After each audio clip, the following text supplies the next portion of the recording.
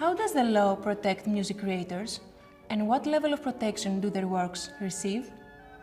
As briefly illustrated in episode 1, despite its legal differences and traditions, copyright law aims at providing an incentive and a financial reward to creators. Systems such as the continental European ones were inspired by the French droit d'auteur. In these systems, the law is an instrument to protect authors' artistic personalities and their bond with their works. In the logic of common law systems, such as the United States instead, copyright protection ultimately seeks to promote the progress of arts by securing for limited times to authors the exclusive right to their respective writings. In this episode, we'll briefly explore the layers of music rights, from international treaties to European directives and national laws, and how together they form the backbone of protection for music creators.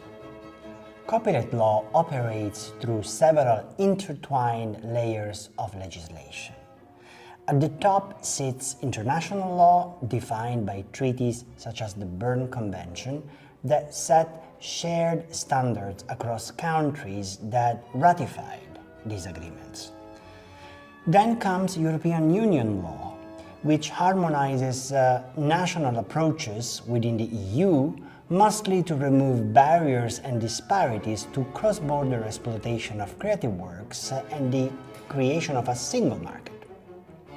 And finally, national law, where these copyright rules are implemented and enforced, often with significant variations, despite the above-mentioned efforts at international and European level. Each layer plays a role in defining who counts as a creator, what can be protected, and what rights arise from that protection. When modern copyright law emerged, its focus was relatively straightforward, protecting the business of book publishing from the unauthorized reproduction of books and other literary works. It took some time, even in England, before sheet music, musical compositions in notative form, could likewise be protected as writings. In 18th century London, it was Johann Christian Bach, something like a rock star of his day, who helped to consolidate the protection of musical works under copyright through a celebrated dispute in which he sued a publisher for exploiting his compositions without permission. As discussed in episode 1, technological change has progressively reshaped copyright law. Each innovation required legal adaptation to new forms of music creation and dissemination. The advent of sound recordings and mass media extended the reach of music, making it accessible across distance and to a far wider global audience. In turn, new rights emerged and were gradually incorporated into the legal framework. Today, the law recognizes three main subject matters for rights in the music sector. First, musical works, the abstract and often notated compositions themselves. Second, performances, by instrumentalists, singers, or other performing artists. And third, sound recordings, the produced tracks, engineered, owned, and managed by record companies. All three subject matters enjoy protection under international, European, and national law, though the balance between them has shifted over time. At the international level, the cornerstone is the 1886 Berne Convention. Among its principles, two are of fundamental importance to understand the logic of cross-border supranational protection of authors' rights. The first is national treatment, the idea that foreign authors must receive the same protection as the nationals of the country where the protection is sought. The second is automatic protection.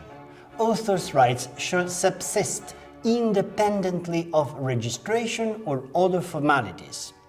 This means that a work is protected from the moment the work itself is created.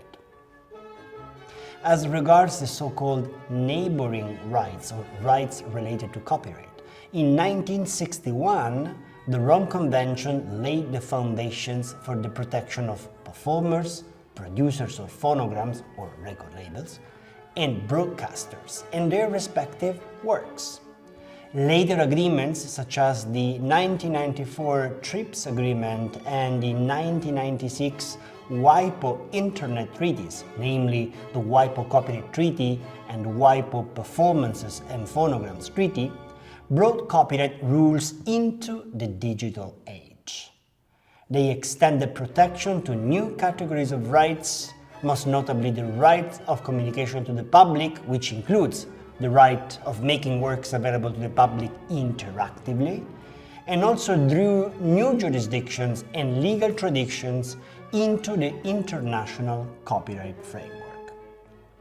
Together, these treaties constitute a global baseline, a global reference, a shared foundation of minimum rights, minimum standards that nearly all countries in the world agree to respect.